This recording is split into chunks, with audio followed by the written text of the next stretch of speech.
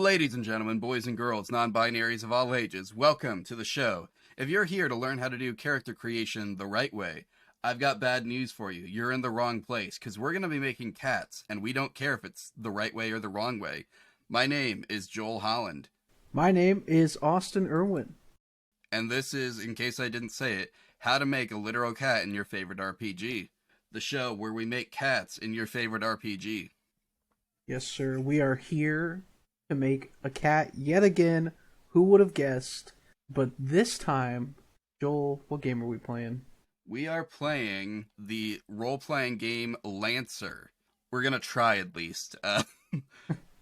This is going to be interesting, I think, because Lancer is, as far as I can tell, a kind of crunchy system.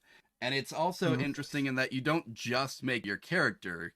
Your character is kind of split into two parts, the pilot and the mech. Not only are we going to have to make a cat, we're going to have to make the mech that are cat pilots. As I said earlier, just like Titanfall. Yeah. But, well, kind of like Titanfall. I have never played Titanfall or Apex or Titanfall 2. Good news. Or any of them. Apex don't got mechs in it, at least as of the last time I played. Titanfall, I've never played it either, but except for one time at a friend's house, but I know enough to know that they got mechs in there. They do have mechs, and I know that you can have them drop out of the sky in front of you.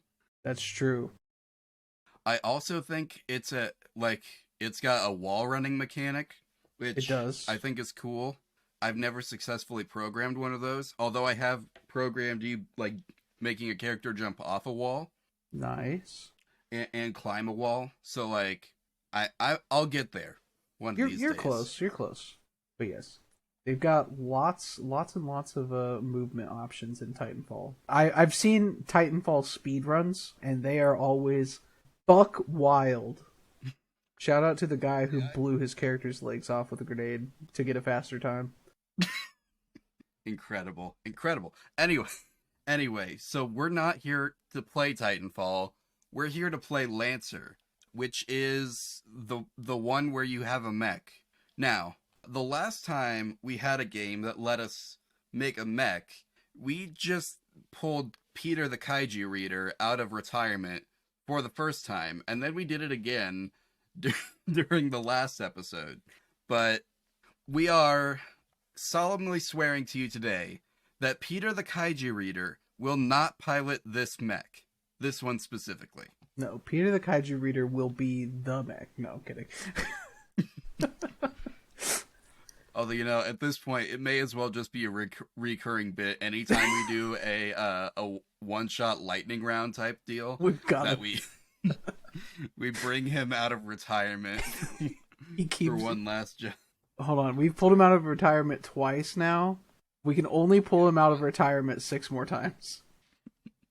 We can pull him out of retirement for as many lightning rounds as it takes until his wiki page, which doesn't exist yet because I still haven't started the wiki, is a mile long. God. Well, we'll get to that later, but today we're playing Lancer. We were looking over the rules just a bit ago, but before we get to those rules, we have our own rules. Yes, that is true. And those rules are the rules that we read off at the beginning of every episode. So, if you've already heard these, I guess you can skip ahead a few minutes. But why would you want to do that? Everyone needs to be reminded of these. It's important. This is the most important part of the podcast. I mean, yeah. Like, it's more important than actually making the cats. Yeah. It's just establishing the rules that the show exists on. If we don't have these rules, what are we doing here? Yeah. We have nothing. For instance, we can't accept any cop-outs. How would we have a show if we accepted cop-outs? We have to make a literal cat.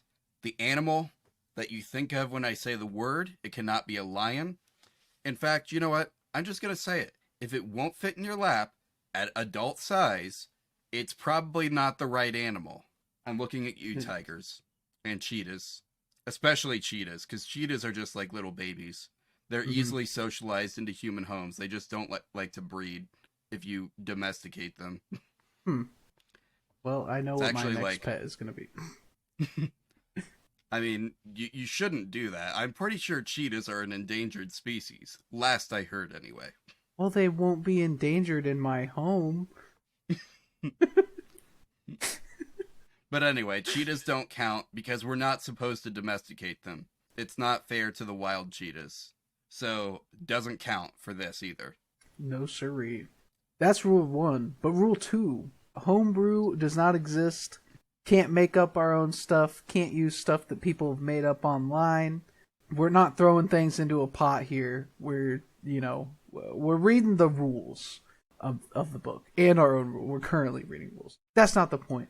But if we come across a rules is written versus rules is intended situation, we go with whichever one says no. Because we break some rules here. Not these rules, but the book's rules. I'm saying rules way too many times. What's the next rule, Joel? Rule 3 is if the game includes rules for playing as a literal cat, those must be used or adapted to the game's character rules. No, it says character sheet in my rule sheet here. Mm-hmm. The game includes other stats, which ties into rule number 4. The character class, background, playbook, or job, what have you, needs to exist in the game's core rules or as part of an official expansion. Yet again, we're not making stuff up here. We're just reading it off to you. Exactly. Important note there, we can't use homebrew classes either. Yeah. Like, again, no homebrew, so therefore no homebrew classes. But for the classes that do exist, the cat can learn any skill available to them. If we say our cat is a barbarian, I don't know, if we ever do a different edition of D&D or something, or Pathfinder even, if we make a barbarian cat, then the cat has to be able to do the barbarian rage thing. It's just the class says they can do it, so they have to have been trained to do it somehow. We don't worry about the logic of how they were trained. We have to acknowledge that it's part of the class, so therefore they can do it. Well, alright. Rule number 6 is, if a tool would be physically impossible for a literal cat to use, even if comically downsized for them, they can't use it. So this means no... man. I'm trying not to say things that I've already said before, but it's hard to think of new ones, you know?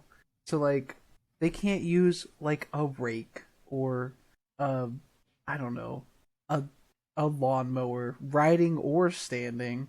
They can't use a vacuum cleaner. Couldn't use a broom. They're scared from them. They're scared by them anyways. So, yeah. None of that. I don't know. You might be able to... I'll bet there is a way to design either a push mower or vacuum cleaner, what have you, comically downsized for a cat to use that you could train them to use.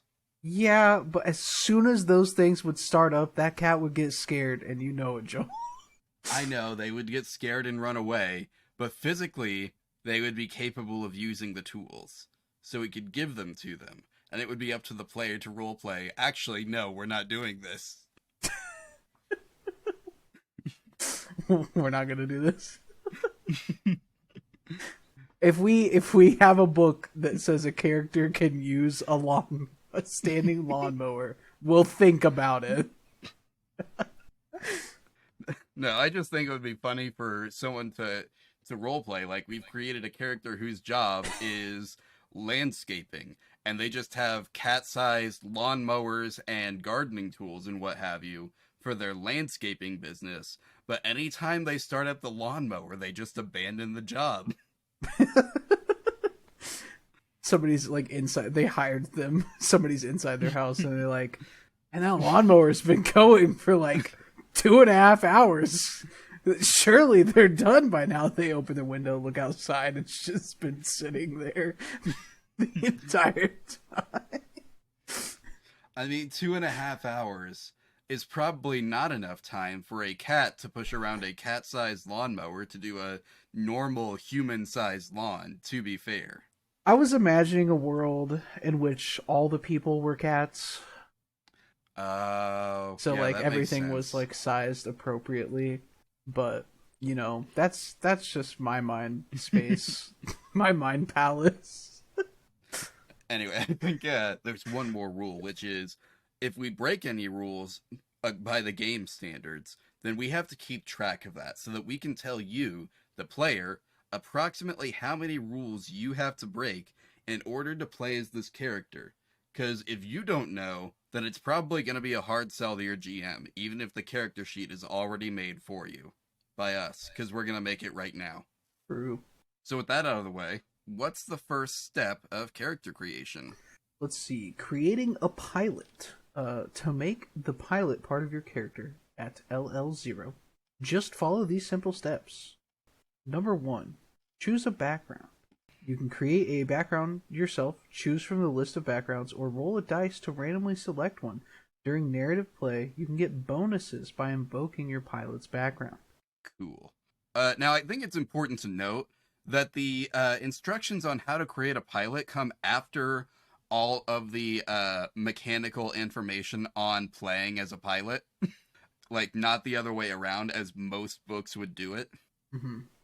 So, like, they're first like, okay, here's all the information on backgrounds. Here's all the information on triggers. Here's all the information on stats. Here's all the information on gear. Now that you know all this stuff, here's the instructions for creating a character. If you were confused, please reference the beginning of the chapter. Which just, I don't know, it seems backwards to me, but whatever. I didn't make this book. Actually, who did make this book? I was about to say, we didn't should tell say people who that. did. Yeah, my bad. 1 second. It's Lancer by Massif Press. Miguel Lopez and Tom Parkinson Morgan are the writers on this one.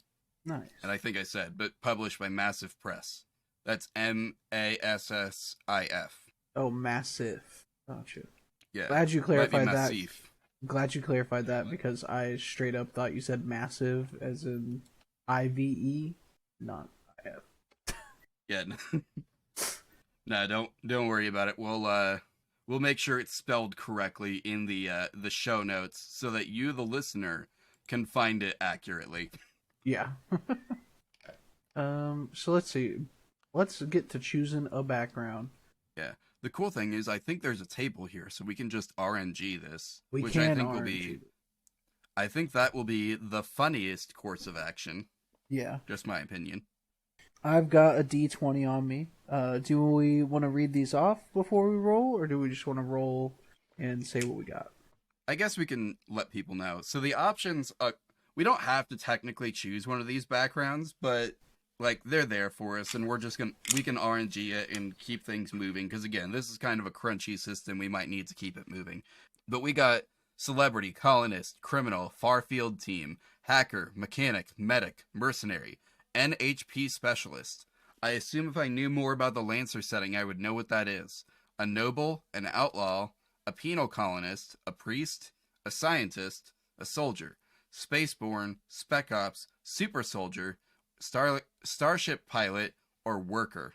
All right. Some of these will be really funny if we get them. I want to point this out here because I know not a lot of games explicitly state that we have to play as a human. This book's text does say your pilot is the person inside the machine. Do you think cats are people? Which may be a controversial question. I think people typically refers to like sentient, like, sapient, intelligent life that like arguably is capable of communicating on a level where both people are able to understand each other completely. Mm-hmm. So like we can communicate via speech, or even if we can't communicate via speech, we've found a way to communicate to each other without having to like rely on any obscurity to what we're saying. Yeah. And like with a cat, it's just like talking to a baby. Like they can meow at you all they want, but you don't necessarily know what they mean. You just kind of have to guess based on other context clues. Mm. So I'm going to go ahead and say no. By my definition, cat is not people. I feel like that's a rule broken then, because I think they do be intending for us to play as peoples, and by peoples Yeah. I mean a human or some I form. mean, I, as far as I can tell, yeah, we're supposed to be human people. Although this is a space setting, so maybe aliens, Maybe but Mabians. maybe aliens, but for sure people. So we'll just say, not playing as person, playing as aminal. Aminal. All right, let's roll one of these backgrounds. Yes. I got a 17, which is Spec Ops. Are we gonna have another cat that is running around, or not even running around, that is sneaking around? I mean, special ops just kind of means like highly trained soldiers, right? Like they are specialized for certain situations. Yeah. So we have a highly trained soldier for specialized situations. Okay. Do we want to read the Spec Ops thing real quick? Yeah, we probably should. All right. Spec Ops. You might have been a spy or assassin working alone, or maybe you were part of an elite unit operating behind enemy lines with limes? No. Operating behind enemy lines with little to no support, equipped with the best equipment your commanders trusted you with. Your missions were long, dangerous, and never publicized. If soldiers are hammers, you were a scalpel. Whatever organization you served, it was spoken only in whispers around military barracks and academies both. What work did you do that no one knows was you or your unit? How close has the galaxy come to all-out war? Where have you operated? How old are you, really? What secrets do you know? And where is the rest of your team? So are those questions that are like on the character sheet? I guess I should have a copy of the character sheet pulled up for my own reference. Not really. I think those are just to get you thinking about like your triggers Alright. or stuff like that. Cool. So, but we can go ahead and say background Spec Ops. Absolutely. So we have our background. Yep. So up next is choose triggers. Choose 4 Okay. plus 2 triggers based on your pilot's background. Okay, so we know that the example triggers based on Spec Ops are act unseen or unheard, take someone out, spot, or stay cool. So I'm guessing like those are like kind of what it's thinking for like based on background. But like here's what it says about triggers. As a central character in the story, your pilot will have moments where their background, training, and personality shine through. These moments are your pilot's triggers. Short phrases that describe key decisions and actions like apply fists to faces or get somewhere fast. Triggers are always accompanied by a bonus of +2, +4, or +6. When one of your character's triggers is relevant to a skill check, you get a bonus to the roll. For example, if you have +2 apply fists to faces written on your character sheet, anytime your character acts in a way that can be construed as applying fists to face. So anytime you punch someone in the face, you get a +2 to the skill check. Well, it can be interpreted as other stuff, I suppose. I mean, kicking ass could be relative. I would say it is an equal, what's the word I'm looking for here? It's an equal action to applying fists to faces. Perhaps. Putting boots to ass. The Red Foreman mech. Exactly. Okay. Anyway, triggers are usually fairly open-ended, allowing you to apply them in creative ways. That said, the GM is responsible for arbitrating outlandish claims, which makes me think of the Mecha and Monster game that I played, where anytime someone wanted to do something, they always started their argument with, okay, so I'm a scientist. Yeah. And sometimes they didn't even get past that before the entire table was either groaning or laughing hysterically because of all the other things they justified by saying, I'm a scientist in the past.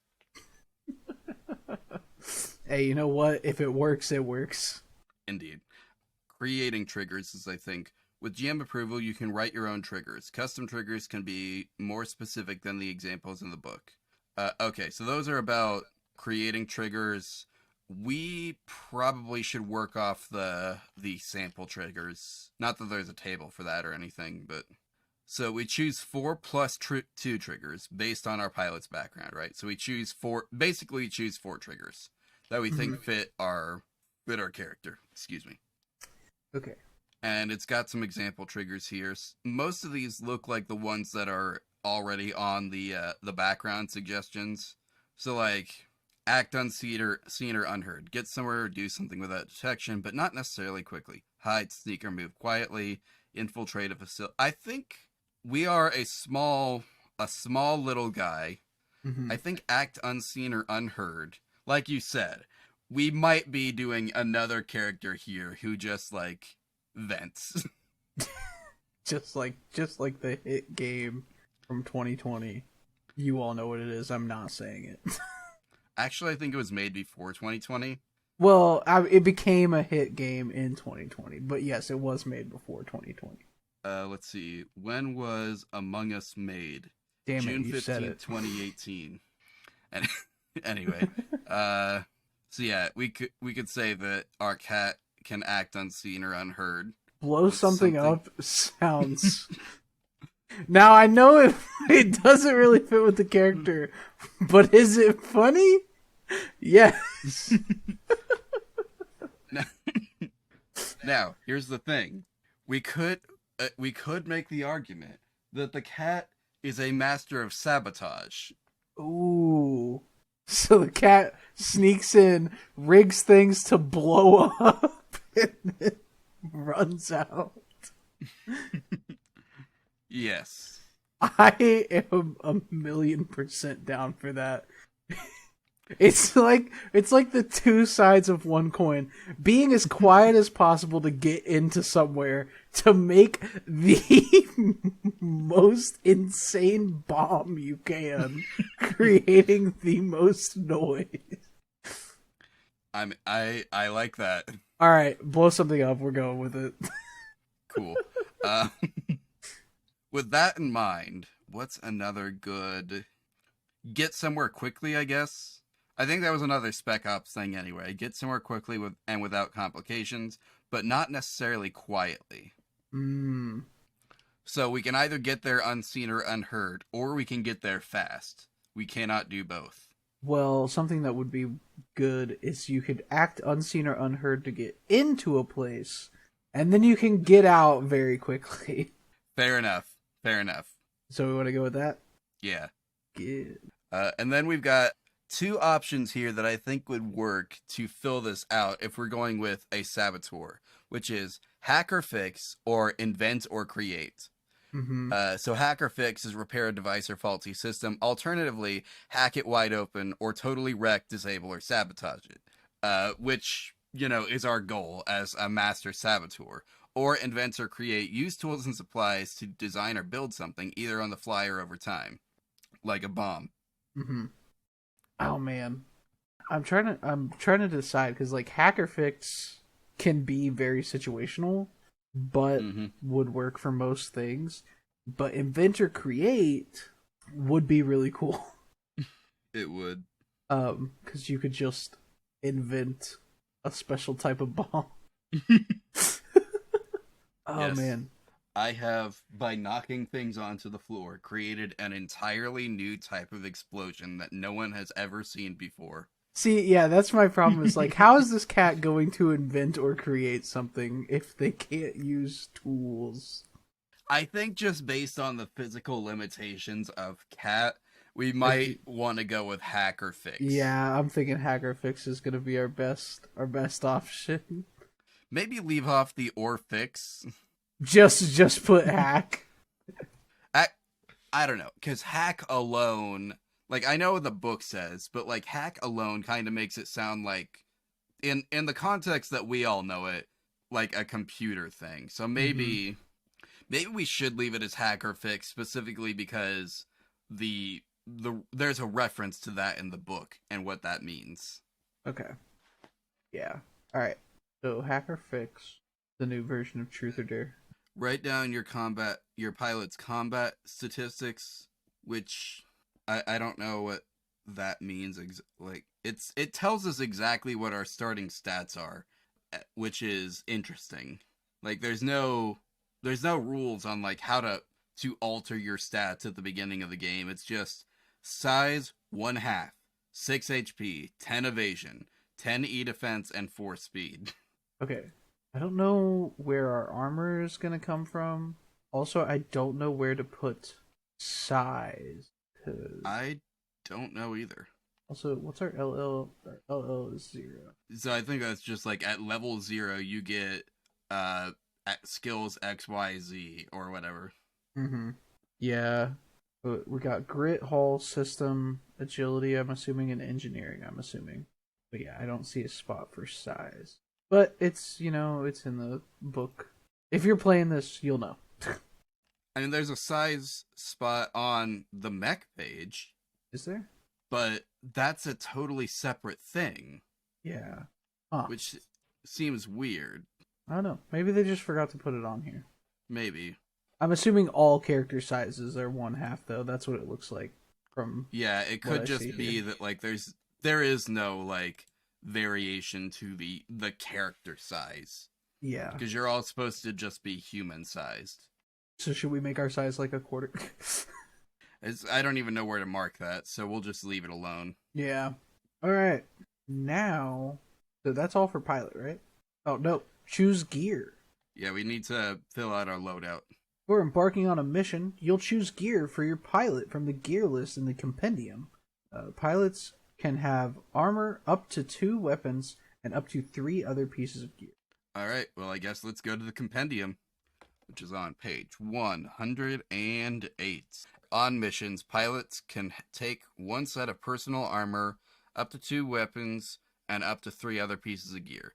All pilot weapons are pilot scale and can't be used by the mechs. That makes sense. Now, we are going to have some issues here, because there's probably a bunch of these weapons which are not designed for cat hands. Yeah, that's going to be a little bit of a problem. So we've got archaic weapons, which are all the wonders of the galaxy on offer, and some people still insist on lugging a sword or crossbow into battle. Then you've got alloy and composite weapons. Most melee weapons are forged from advanced non-reactive alloys, composite materials, or GMS standard fabrication tech, allowing for durable and reliable weapon in survival situations and encounters where kinetic shielding reduces the effectiveness of ballistics. Let's see. Signature weapons. Pilots carry a diverse range of weapons into the battlefield. Everything from heirlooms to custom-tooled sidearms.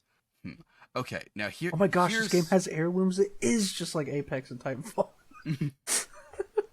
I mean, Titanfall came out before this, so... True. If you want to know which came first... I cannot speak for the creators of Lancer. It is totally possible they took some inspiration from Titanfall. Like, don't quote me on that, but like it's possible, right? I think it's possible. I could see it. So here's the thing. It sounds like signature weapons can be customized weapons. Mm-hmm. So we could give this cat a cat gun. We could. We could give it the cat gun. Or, so we've had the cat gun and the katana. Right. Is there another weapon that we could give this cat that really a cat just should not have?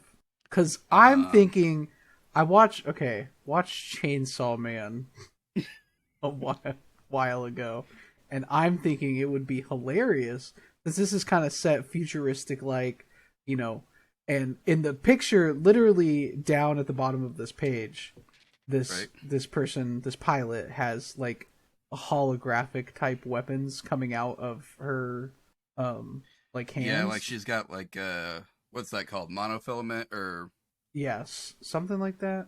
I think it would be hilarious to have a cat that's got a helmet on.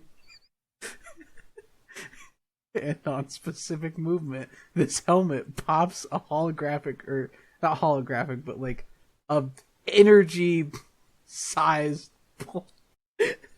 an energy-sized chainsaw that it can just run into people with.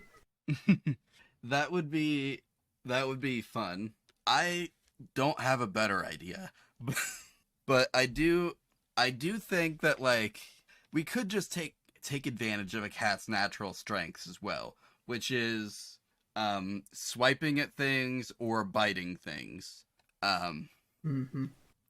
And so I think in that same line of thinking, you could have a cat that can swipe at things and like it shoots miniature like monofilament strands of like I'm saying monofilament. That's like a thing in Shadowrun. Like who was it? Pox from Neoscum had a whip made of that stuff. Cuts Oh, through anything. nice. I That'd feel be like this cool. is the second time we've referenced Neoscum on this show, but still. You know, it works. Hmm. I think that'd be cool. Just have like whenever the cat swipes, there's just It shoots out these like incredibly sharp threads that can basically cut like its claws, except much farther away. oh, I like that. I And like by that a much lot. farther away, I do mean like a few feet away, but still, Yeah, we're for a talking cat to be able, talking like 5 feet away. yeah, but still, for a cat to be able to swipe at you and scratch you from 5 feet away, I think a cat would appreciate that power. Absolutely. That'd be deadly too. Yeah. All right. So like that would I think be a light weapon. So the tags would be sidearm, which means that it's got a threat of 1 and a damage of 1. I'm assuming this would be like either a signature or we don't really have rules for a signature melee weapon, only alloy weapons. Mm, So I would say it would be a light ally weapon, which means it has a tag of sidearm, a threat of 1, and a damage of 1 for the okay. character sheet information. And those are the tags for it, but it would be we'd have to describe it as like I think it's called monofilament. I'm gonna look that up real quick. Just Okay. Threat one, damage one. Monofilament sounds right. I'm trying to think. like it's kind of like the stuff. It's basically fishing line, except like if you just Google like monofilament line, it's like it's talking about fishing line mostly. So it's like basically fishing line material, except it's like I guess heated or something, so that it's like hot and therefore can cut through things very finely. It's funny that the pilot page has like almost no room for anything, and then the mech page is just like, here's everything individually stated by exactly what you need.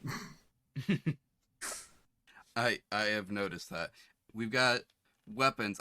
I think weapons are out of the way. So now we need to look into armor, right? Yes. I would say our cat probably has something like either a light hard suit or mobility hard suit. Maybe it could be a stealth hard suit too. Yeah, or stealth. Oh, whoa. Mobility hard suit gives you flight though. And it has more evasion and defense and speed than the stealth hard suit. What? But the stealth hard suit comes with invisibility. So True. like I also think it's funny that the others are described as like bonus of +3 HP. Yeah. That's all you get. Ooh. I don't know. Which one do you think would be best? Because, like, I like the stealth hard suit, I think, looking at it. yeah, I feel like it'd be the most practical for our character. Hmm. Oh, we need to roll a notable feature for our alloy weapon. 1 second. Okay, we got a stealth hard suit. Okay, so for our alloy weapon, notable feature, I got a d6 right here. I roll off the fucking table. Oh no. Okay. There was like a 1 in like 500 chance of me rolling off the table there. And there was a 1 in 6 chance of me getting 5. This weapon is a fair family heirloom that was passed down to you. Wait a minute. Is this the table for archaic weapons? Uh, I'm just reading these. It's like, this weapon is ancient in design. This weapon is ornate and ceremonial. And that kind of sounds more like archaic weapons than alloy weapons, right? Yeah. All right, one moment. Is there a different table for alloy weapons, or like are There's alloy weapons supposed to just be like standard issue? could be standard issue. You rolled 5, so let's look at the next thing, because the signature weapons also has a notable features table. Okay. This weapon has been custom tooled for you by an Omninet Militech enthusiast and has a couple of extra features. That actually sounds correct for our situation. Yeah, I think it does. Because, like, this is a weapon custom made for a special ops cat. Absolutely. Custom built by an Omninet Miltech. I don't think you need to write the whole thing in, just like custom tooled or something. Yeah, People can figure out the rest. surely. Okay. And I think we'll skip having a ranged signature weapon unless we do have permission to just also have the cat gun if you want. I mean, yeah, sure, why not? I think if we can do the cat gun, we should just do it. Okay, so this one I think would also be like a light signature weapon because it has to be wielded by a cat. Yeah.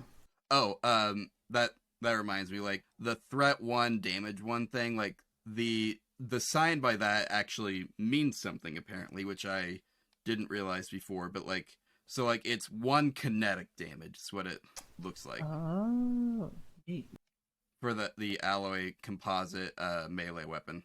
gotcha. This has a range of 3. Range of 3, and then damage, it can be explosive, energy, or kinetic, up to us. I know my preference, but Gotta be explosive, right? yeah. Okay.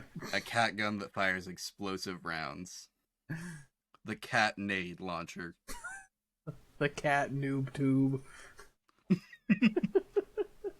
Still only does 1 damage, but It's fine. It's a really small explosion, so it doesn't scare the cat. yeah. Or maybe it should scare the cat, because maybe that's how they are prompted to get out of there. True. Alright, anyway, so we need... then we have a stealth hard suit, which is personal armor, invisibility bonus. Do we want a notable feature for that or the cat gun? Oh yeah, we need to roll for the cat gun, don't we? Yep. Alright, notable features. I got a 6. This weapon was given by someone else or taken from them. I feel like given by someone else makes sense because like it's not realistic for this cat to have necessarily made it themselves, especially since we didn't give them the invent tag. Yeah.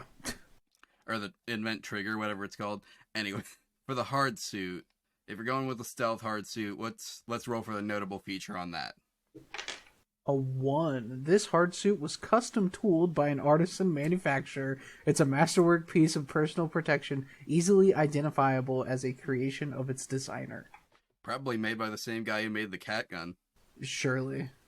Alright, Do we custom think built then that again. in this instance, the cat gun is just an add-on to the suit? Yeah, I would say. This person was like, I'm going to make this suit for this cat, and it's like, man, I really don't want anything bad to happen to this cat. I'm going to attach a gun. Yeah, let's make the claws shoot out hot monofilament whips to extend the reach of his paw swipes, because he likes swiping at things with his paws. This cat's going to be a fucking badass. He's gonna kill so many people. Trying to pet the cat while it's got its mech suit on still. He accidentally extends his claws to do the little kneading thing.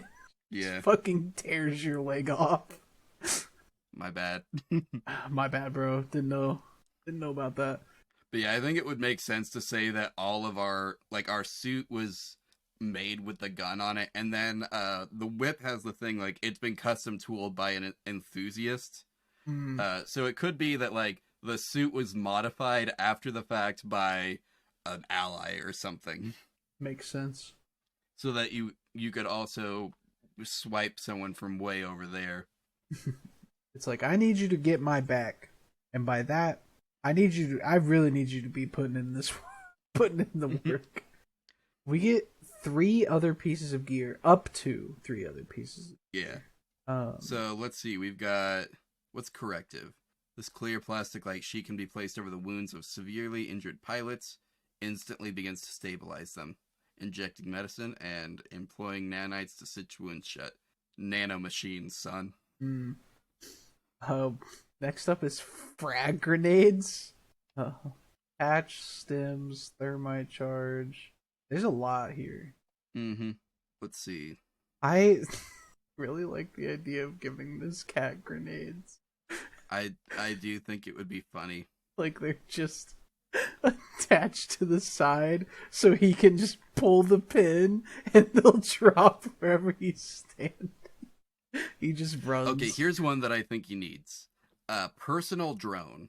Small non-combat drones are a common sight in the field. Fairly noisy, but can fly about half a mile with good maneuverability before losing signal, relaying audio and visual information as they go. Ooh, that's really good. I like that a lot. Okay, and here's another addition to their suit, potentially. Tertiary arm. A powered third arm mounted on a bracket on a hard suit. That's how he throws the grenades. Just his tail. Okay, so we got a personal drone, grenades. Frag grenades. Frag grenades, yep. Gotta be specific, because I think there's also... Or do you think it would be better to give him the... No, let's give him the frag grenades. Oh, were you gonna... I was gonna say what... I was thinking of the thermite charge, but... Because frag grenades are, you throw them and see immediate results, right? Thermite charge would be like C4. Yeah. You would already be on the way out by the time that explodes, which is not our cat's style. Yeah. He wants to be in the moment. Our cat's thing is causing problems and leaving before it's too late for them to save themselves. Causing problems on purpose. Indeed. So yeah, we've given our cat frag grenades, we've given them a personalized drone, and then we've given them an arm to throw the frag grenades with. Hell yeah. And I think that wraps it up for the character, for the pilot. So now, Yep. we gotta make a mech. This will be fun. Let's see, so creating a mech is on page 35. Constructing and customizing a mech may seem daunting at first, but broken down into steps, it's much simpler than it seems. Also, there are way more steps here than there were for character creation. Yeah. They're like, the character doesn't really matter. We want you to stunt this mech out. Alright, so anyway, start by picking a frame from the licenses available to you. The frame gives your mech its base statistics. At license level 0, you only have access to the GMS SP1 Everest. So I have assumed that we're playing as a level 0 character. Yeah. What was it? GMS SP1 Everest. Mm-hmm. Does it tell us where that is, or what that is somewhere? That's a good question that I do not have the answer to. It says frames on page 32. Yeah, let's see. The basic structure and components of a mech, its chassis, armor, and mount is called its frame. A mech's frame determines its appearance, size, and function, defining it as anything from a heavy siege engine to an agile flyer, or even a cloaking mech that specializes in electronic warfare. These effects are expressed by a frame's traits. Think about choosing a frame as more or less choosing the mech your character is going to pilot. But remember that you are not limited to just one frame. You can acquire new ones by unlocking rank 2 licenses. In game terms, a frame is a mech's modular base. It determines your mech size, armor, and other specifications. I'm guessing somewhere else other than in the first section. Like, so probably in the compendium, it tells us some things about what we're looking at, right? I'm looking at it, and I don't see anything specifically mechs. I mean, it might be the... Oh, Everest, 122.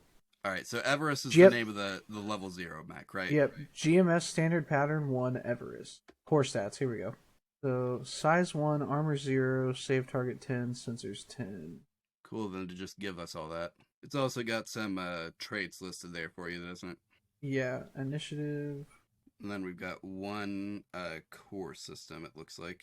That a core bonus? Systems are listed at the bottom, it looks like, of the character sheet. Hyper spec fuel injector. Is SP and CP the same thing, or You know, no? no. CP is core power, Yeah, or is active? I think that's a tag. Oh, okay, that would make sense. For the rest of this scene, you gain +1 health thingy. Cool. I can't copy that. It won't Plus let me one copy it. plus. +1 plus. I'm wondering if that's just like a +1 bonus to the roll or something. Yeah. I would have to go and like actually look up what that icon means, which is probably earlier in the book. Yeah. Additionally, Should once per say. turn, you can boost as a free action. Additionally, you can what? You can boost as a free action. So that is our thing. Main mount, flex Yep. mount, heavy mount. I think we need to write. Add bonuses from your mech skills. At license level 0, your character starts with 2 points to spend on mech skills. So hull would be +2 HP per point, +1 repair cap for 2 points, agility +1 evasion per point, +1 speed for 2 points, systems +1 tech attack and E defense per point, and +1 SP for 2 points. Engineering +1 heat cap per point, +1 use for limited gear for 2 points. Okay. So, like, I think our cat only technically has 1 frag grenade. Yeah. So we could say, oh no, this is for the mech. So that would be, like, a different type of limited use gear. So starts with 2 points to spend on mech skill. So we can get +2 HP for 1 point. Or, yeah, I already read all that off. But Well, what kind of stuff do we want to do here? I think +1 tech attack and +1 evasion. Yeah, I was thinking +1 evasion for sure. Tech attack, I'm not sure what that does, but We'll have the ability to do it. we get +1 tech attack and E defense. Well, we can take both. Okay. I'm not opposed. So evasion, we get +1 point. So that's 9. Alright. Add grit to your mech's HP, SP, attack rolls, and save target. You get your first point of grit at license level 1, so that doesn't affect us. Nope. Pick weapons and allocate them to your frame's available mounts. Unless they have unique tag, you can take weapons more than once. You can only choose from the GMS weapon list, which I'm guessing is in the compendium. Gotta be. It doesn't tell us what page it's on, though. No, sirree, Bob. Page 122. So yeah. We have a main mount, a flex mount, and a heavy mount. Cool. So, let's see. GMS mech weapons on page 118. Much like GMS mechs, GMS weapons are reliable galactic standards made using interchangeable parts and built to withstand almost any conditions. There are 3 lines currently in production. Type 1 is defined by powerful, reliable, conventional kinetic, ranged, and melee weapons, including the GMS assault rifle, heavy machine gun, shotgun, pistol, and various light and heavy blades. Reliable galactic standards. The GMS Type 1 line is the most widely used mech scale line of weaponry across the galaxy. Yeah. Type 2 displays GMS's proprietary charge melee weapons. Type 3 is made up of heavy weapons, ordnance, and other exotic, specialized, or massive weapons. Nice. So, let's see. Heavy rifles would be Type 1, it said, I think. Or heavy machine gun. Yeah, GMS assault rifle, heavy machine gun, shotgun, pistol, and various light and heavy blades.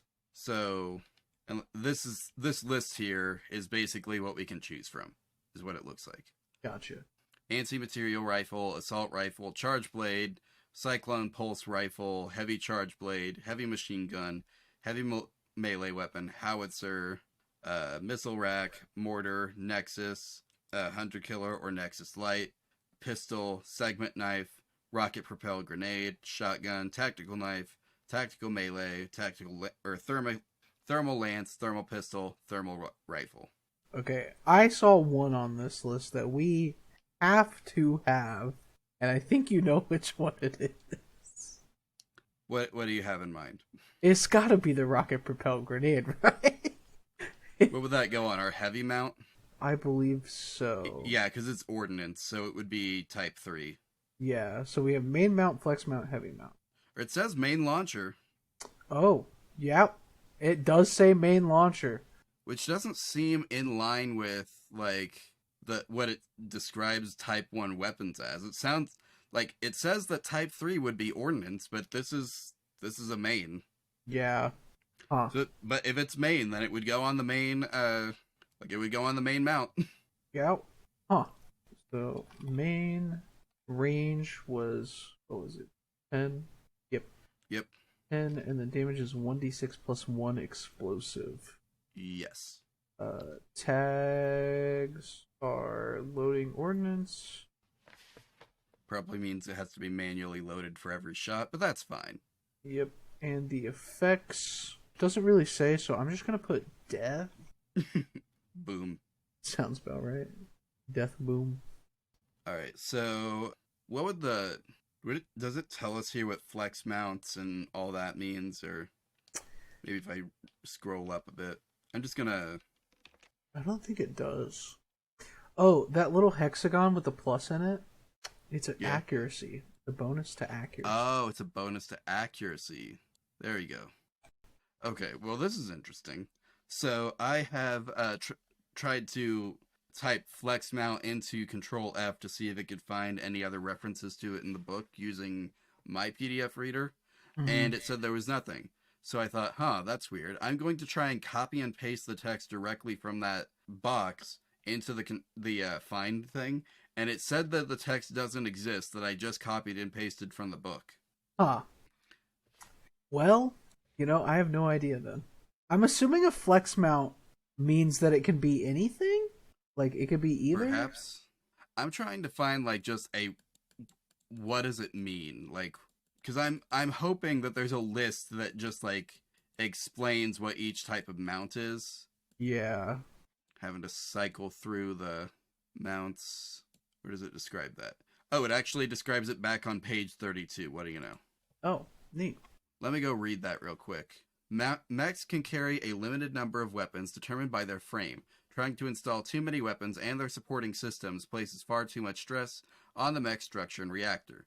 Each mech frame has a different number and different types of mounts. To add a weapon to your mech, you need an available mount of the right type and size. You can, however, add smaller weapons to larger mounts.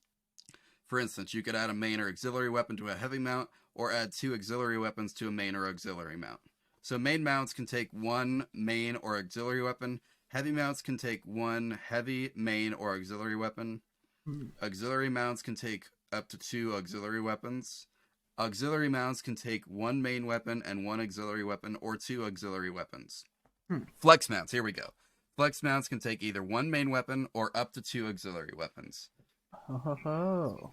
So basically we've got 1 main weapon so far. We've got room for 1 more, and then we've got a heavy mount, I think it said. Yeah. We are going to do a heavy weapon for the heavy mount, and then for the flex mount, we can either do an auxiliary or a main, right? Yes, I think that's what it's saying. Okay. Although I don't think there's that many auxiliary weapons other than like pistols and knives, looking at this list. Yeah. We could do a missile rack. You want to do a that's auxiliary too. Cool. I just looked at that and assumed it would be heavy. Nope. What do you know? So anyway, do we want to give this guy like melee weapons on the mech, or? That's a good question. We probably do need one.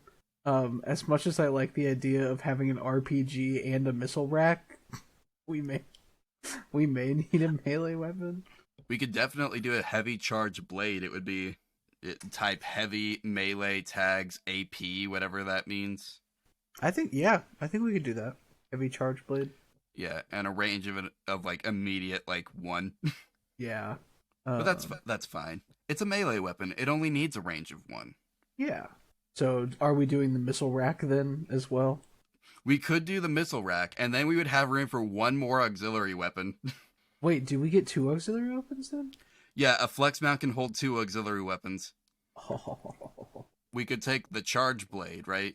Or heavy charge blade, which is 1d6 plus 3. What is that? Charge damage, right? Yes. Do we want another melee weapon for our second auxiliary, or do we want another ranged weapon? That's a good question. I'll leave that one up to you. Let's see. I think we could do either, really.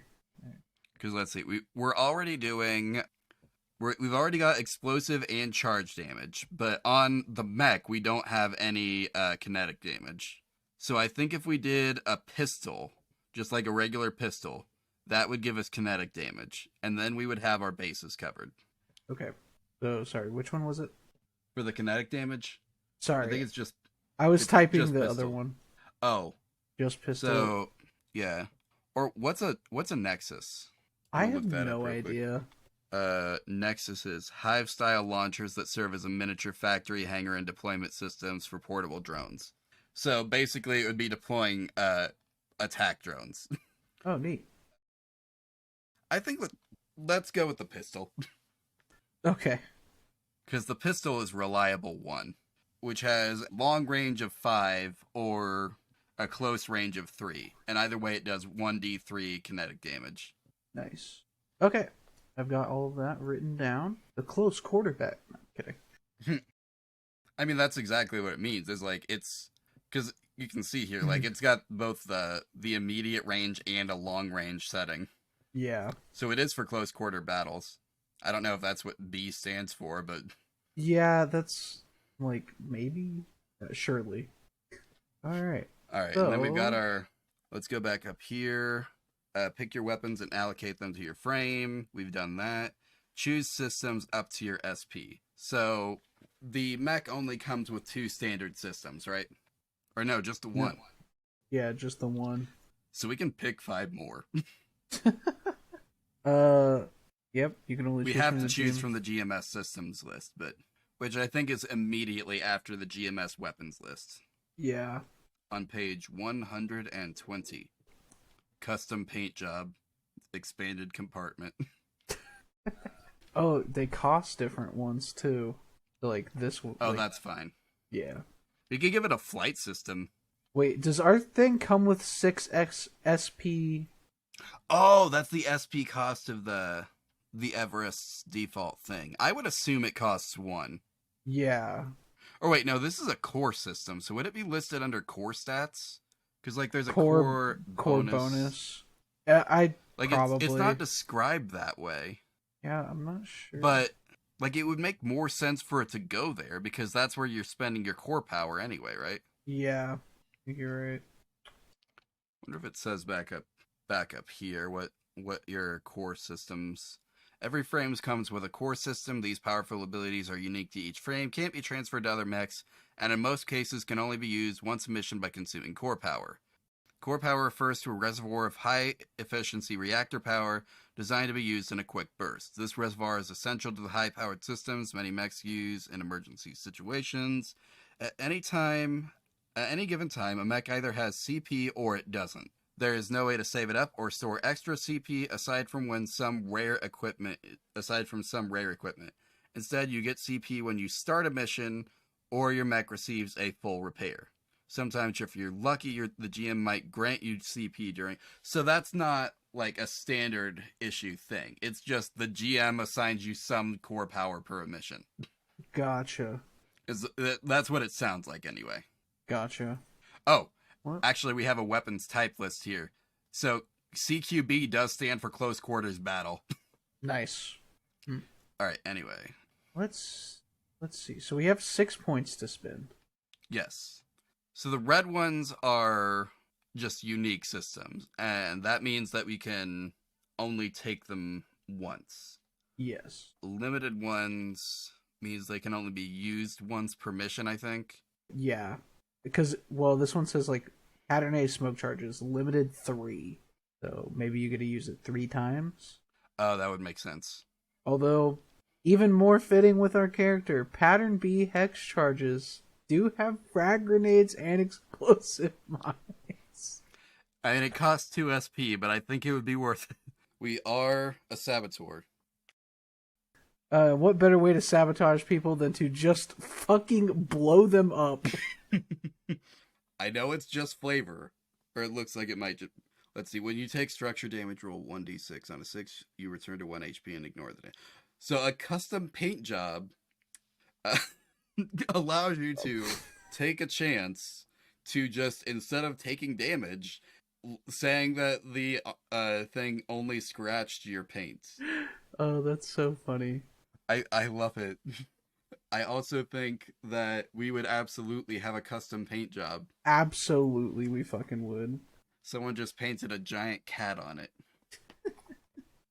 Somebody sees the giant cat, it's like, man, that person really likes cats.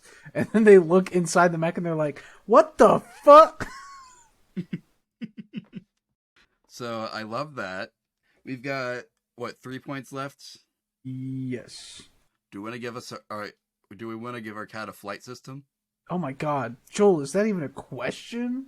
Let's see. So here's the thing.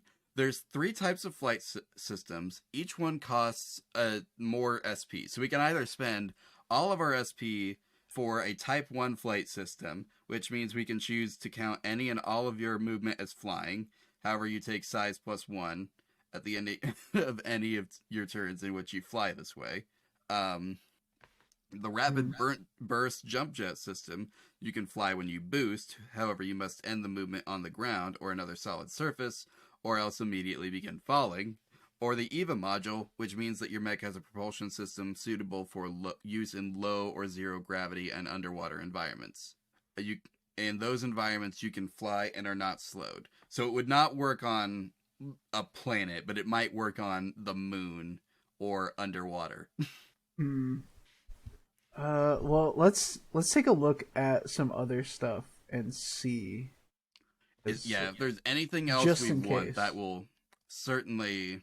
It's like, turret attack, you'll have other people, turret drones, same thing. We've got so many deployables already. Let's see.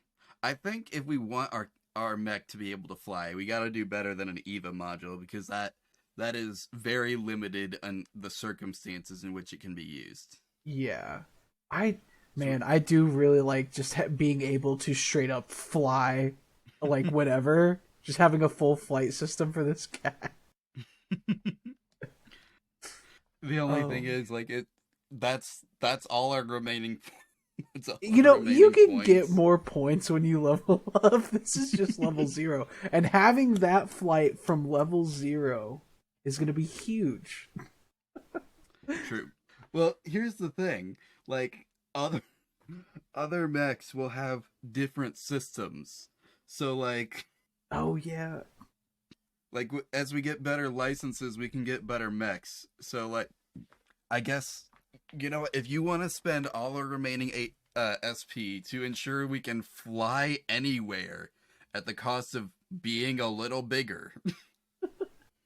Oh, I don't think that's us being a little bigger. I think that's, like, when you are done flying, you take your size, which our size is 1, plus 1 heat, I believe that is. Because I think if your mech overheats, there's some consequences. So size +1, so we'd take 2 heat. Yes, heat. Adds points of heat to your mech instead of reducing HP and ignores armor.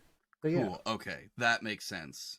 So there's issues related to overheating then. Yeah, which, that won't be our problem when we're done creating this character. I don't know, I think saying that we can... Do you want to just do that? Yeah, fuck it. Let's just, okay. just make him fly. Type 1 Let's do flight it. system. SP3. What are the tags on here? Oh, just unique. Just unique. Effects. Blah. Nice. So let's see. Choose your systems up to your SP. We've done that. Write down your core bonuses. I don't think we get. It says that we don't get core bonuses until license level 3. So that thing must be a system. Is it? I wonder if it's just free. I'm assuming it's free because it comes with the core. I think core we should treat system. it as free. Yeah, it says it doesn't tell us it costs anything. Core system. This says write down your core bonuses. You can choose your first core bonus at license level 3.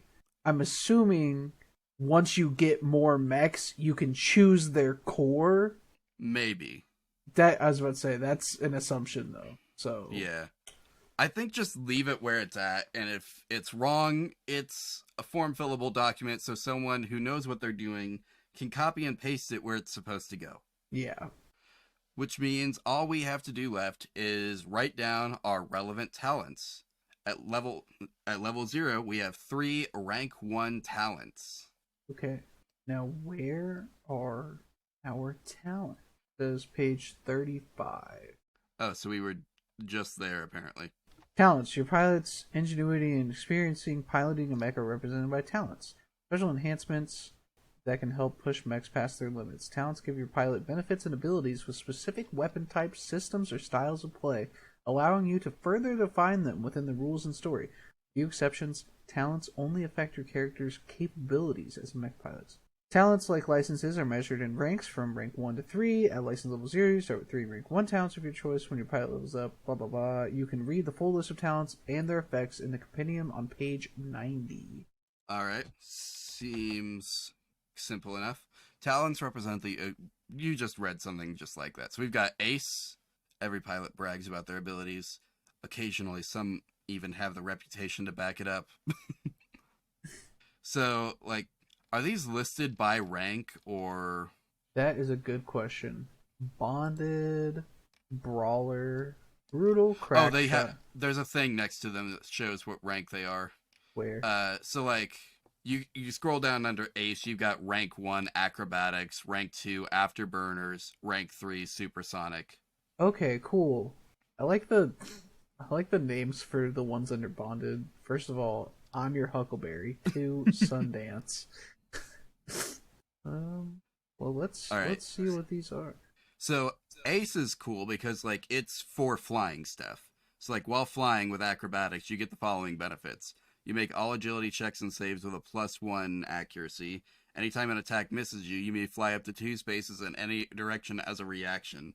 Ooh, that's good. That's really good considering we have our flight. I feel like we kind of have to take that. It seems important that we take it after spending so many SP on flight.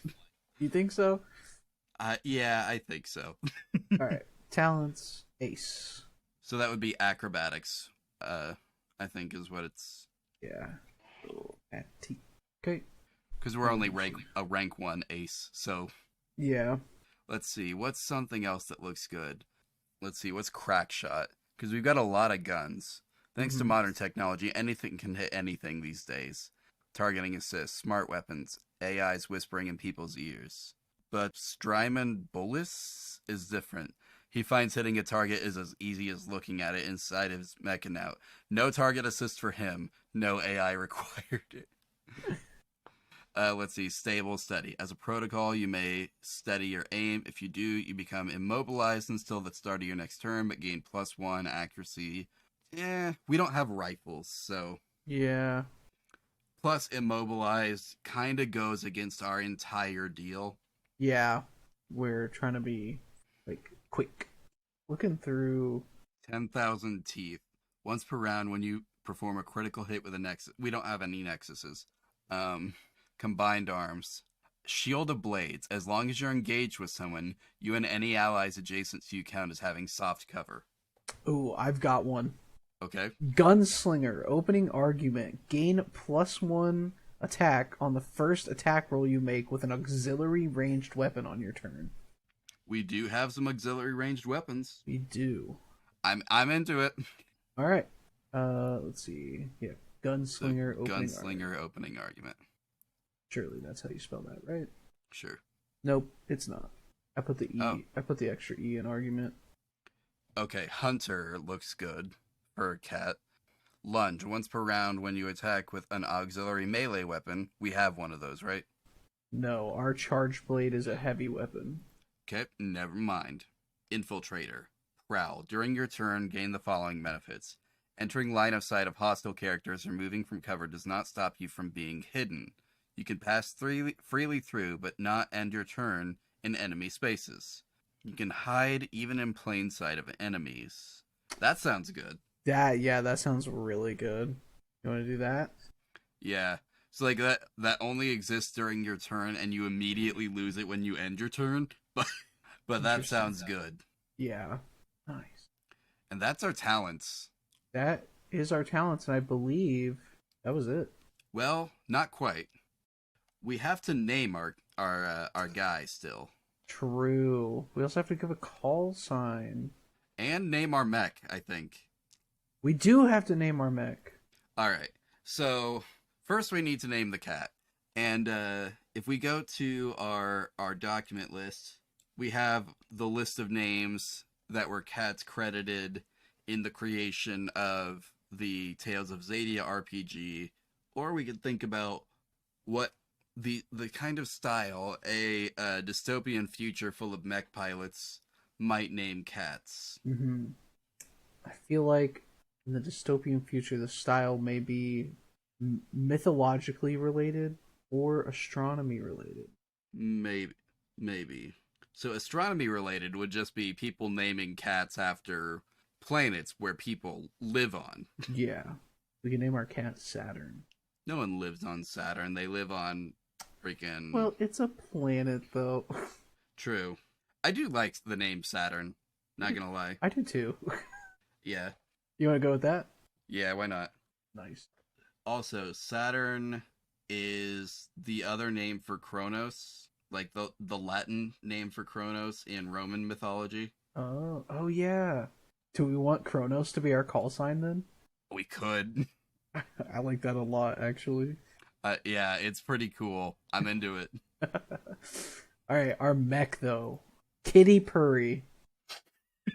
I say that because at the Humane Society that I used to volunteer at, they had, like, a cat there that was, for the Humane Society, and her name was Kitty Purry. Well... But if you have another name, I'm open to hear not. it. Would you like to go with Kitty Purry? We could go with Kitty Purry. You know what? Katy Perry loves that, I'm sure. She's a big fan of the podcast, so she'll be happy to hear. Man, I don't know if I want Katy Perry listening to that's a lot of pressure. That would be a lot of pressure to be under with... If I ever found out that Katy Perry was a big fan of our podcast, I think I'd just die. That would be something. I don't know how I would feel about that, honestly. I don't either. I'd be like, man, what? Why? Feel like is this your deal? Vin Diesel, I would understand because he at least plays D&D. Absolutely.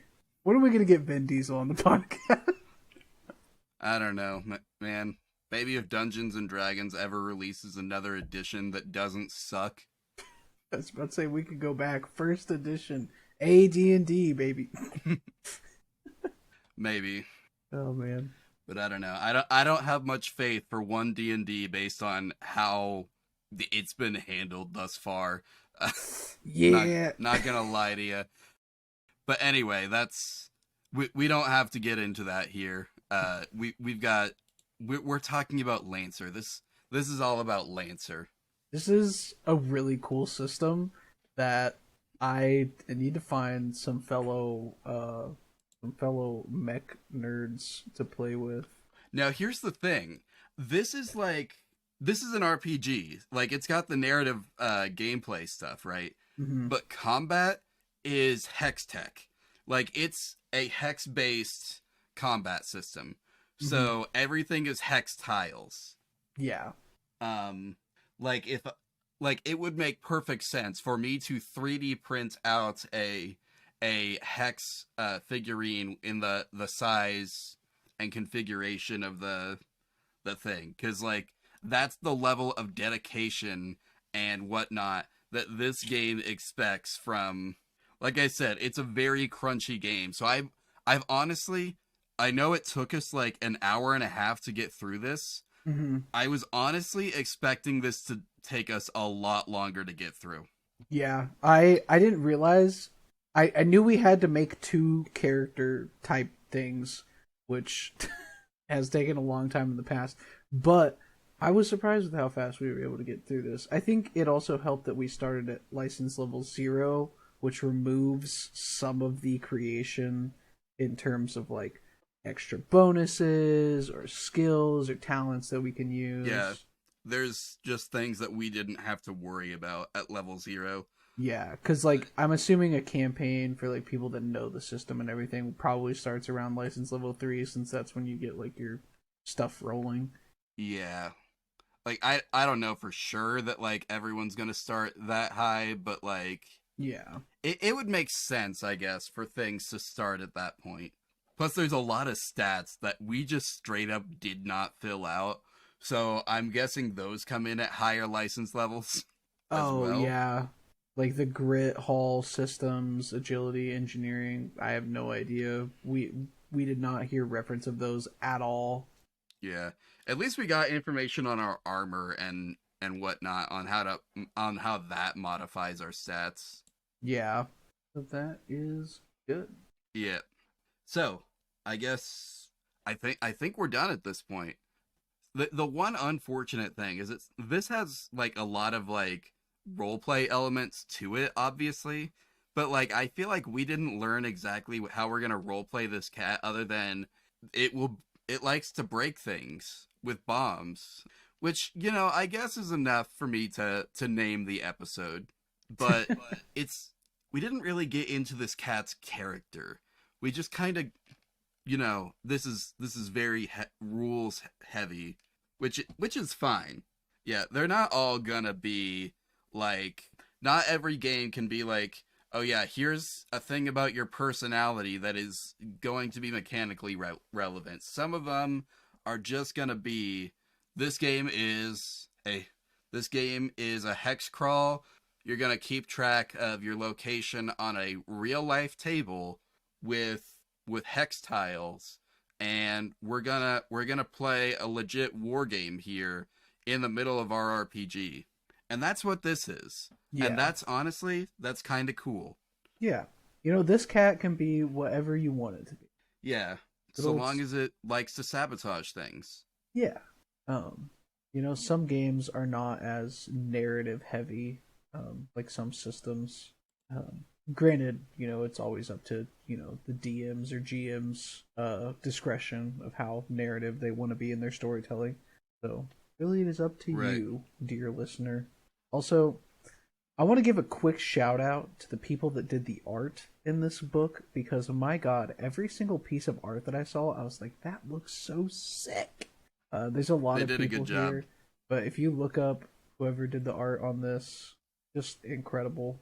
Let's see. We can there's a long list of artists. We can tell you the cover art was Tom Parkinson Morgan, Yep. at the very least. You'll all see the cover art when you go look this up on itch.io, because Mhm. of course you're going to. Yeah, the cover art sick as hell. All the art throughout the book also sick.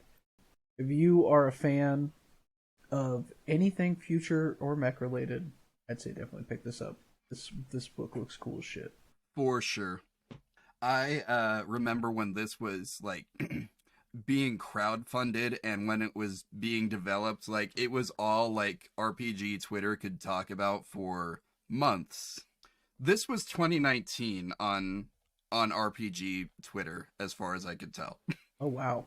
Yeah, it was just this. Just this, that's it. Yeah, people were excited about it, and like honestly, looking at the system finally, can't say I blame him. It's a pretty cool system, actually. Mm. So anyway, Austin, you got any like mixtapes to drop on us this week? Not really. I've been streaming more. I want to start streaming during the week as well as the weekend. I finished Sunset Overdrive as of this recording, which is February 21st. But a week from this recording, which sadly y'all won't hear, but I did mention it in a later episode, I am going to be streaming Destiny 2 Lightfall when it comes out. I'm so excited for that. And after that, who knows? I've got plenty of other games that I can and want to play on stream. So check me out over there on twitch.tv/Avalon Alchemist. Drop me a follow, come say hi. I like to interact with chat a lot. So yeah. What about you, Joel? Any fresh beats you dropping? Not really. This will probably be the last time I mention this, but Austin and I did a game jam, and we produced a somewhat functional game in it. The game is called Tumbletown. You can look it up from the link in the show notes to the Global Game Jam website. Don't worry, it will definitely be labeled. The long story short, you are exploring a Wild West reenactment villages, which is like 4 buildings. Like, it was a game jam. We didn't have all the time in the world. So like, it's a pretty bare bones like place, but still, it's your job to open it up for the day and make sure it's ready for visitors. And that's it. There's no tumbleweeds to worry about. I have no idea what you're talking about. But anyway, that's the game that we made.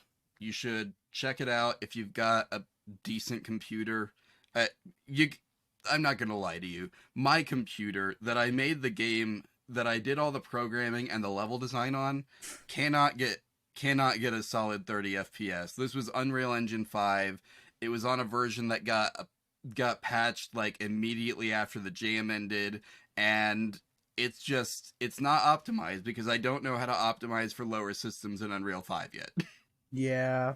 I will say I played it on my computer. It worked okay. I did have some frame drop issues, which is wild because my computer can run most games at like a steady 200 FPS.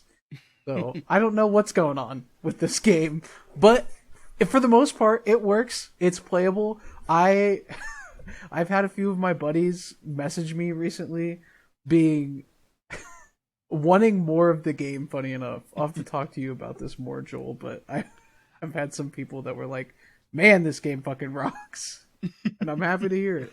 So I'd like to hear what y'all think. Yeah, I mean, it's the sort of thing that I could see being turned into, like, not exactly like a huge, like, narrative experience, but like maybe a parody of a very specific genre of horror game. Mm-hmm. Is what, because that's the gameplay, except it's too funny to actually be scary. Yeah, it's hard to describe. You know, there's not many like comedy horror things out there. There's some comedy horror. There's Evil Dead 2 at least. True. I've not seen or have any interaction with the Evil Dead stuff. So I don't have much, but I know that like Evil Dead 2 is kind of like it's what people think of, as far as I can tell, when they think horror comedy. Hmm. But anyway, so that's what Austin and I did. We might at some point, I guess, finish making that into a full experience.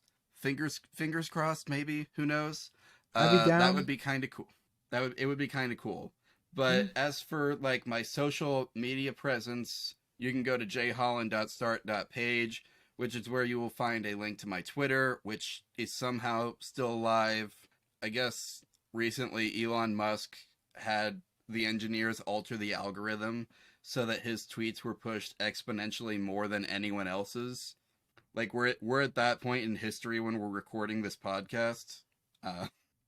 Plus, I think he paywalled 2-factor authentication. Yep. So, yeah.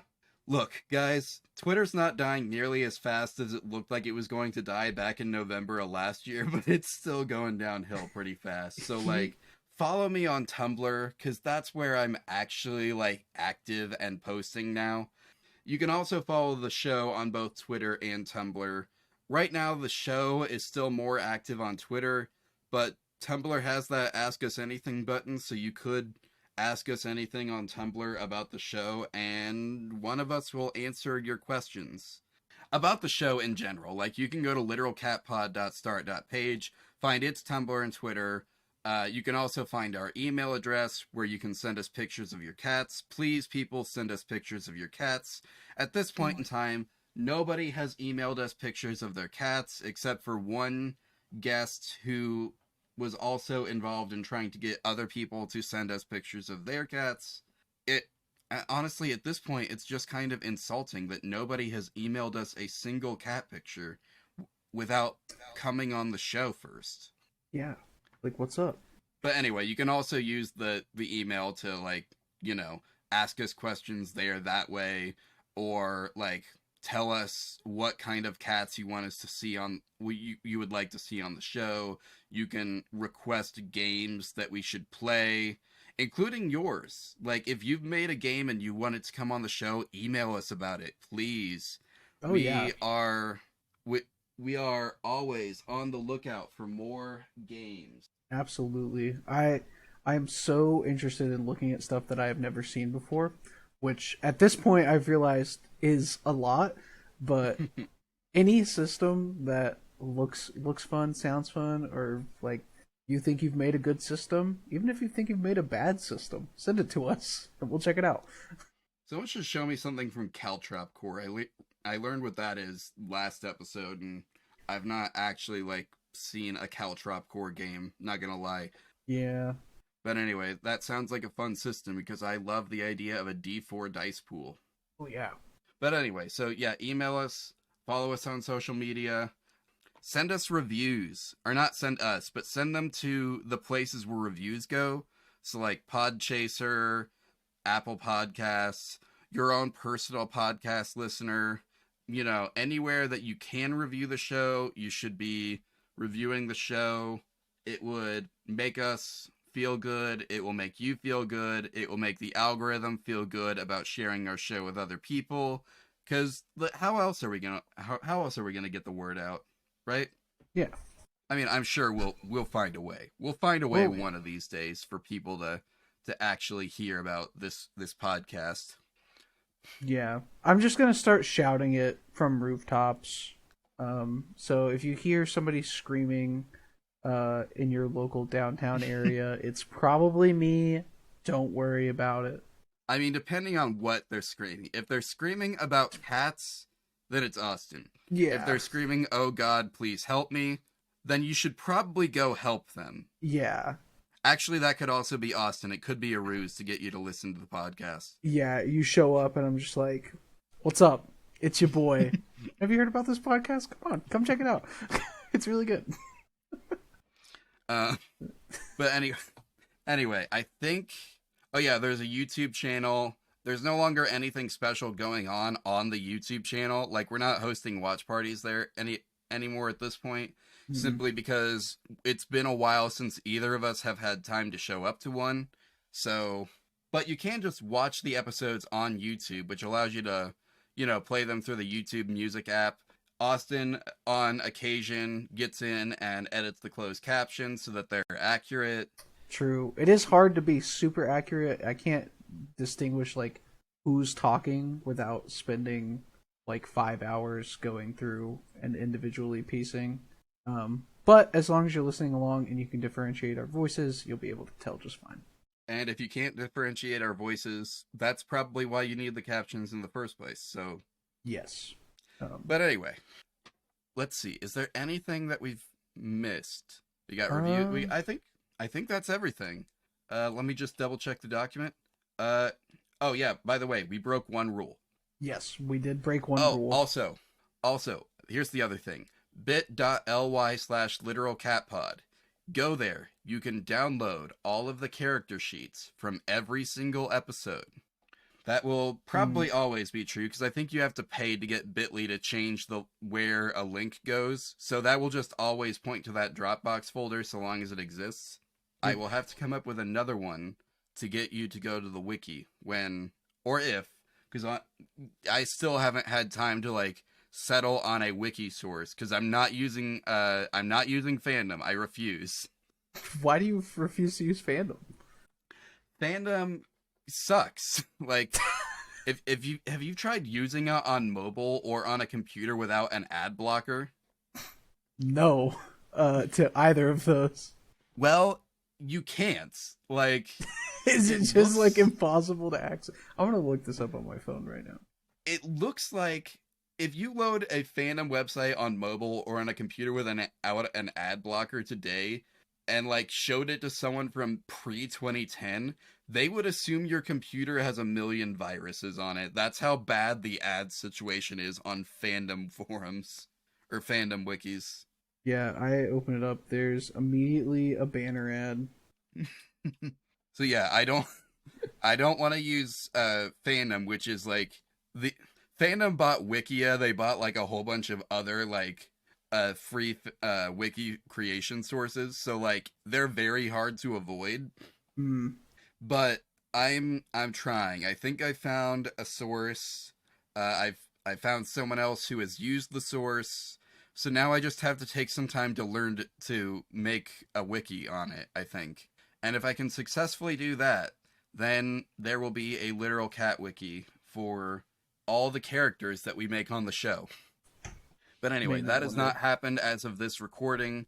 So if that is changed by time this episode comes out, I will probably put a note after the end of it. But I think that's it. So, Austin, do you have a cat pun for us? Oh shit. I literally thought of one earlier today, and I have already forgotten it. Oh my. Because I was thinking at work, I was like, man, like, gotta think of a cat pun for tonight. What am I gonna do? I had one, I lost it. Oh no. So do you remember what it was? No, you don't. That's the problem. That's exactly the issue I'm having right now. Oh, here. Not really a pun, but more of a friendly reminder. Get your cats and all pets spayed or neutered. Yeah, that's probably good general advice. Anyway, so thank you for listening to Literal Cat Pod, the podcast about literal cats in RPGs and stuff. Hope you all had a great time listening. I have been Austin Irwin. And I have been Joel Holland, and never will be again. We'll see you next time.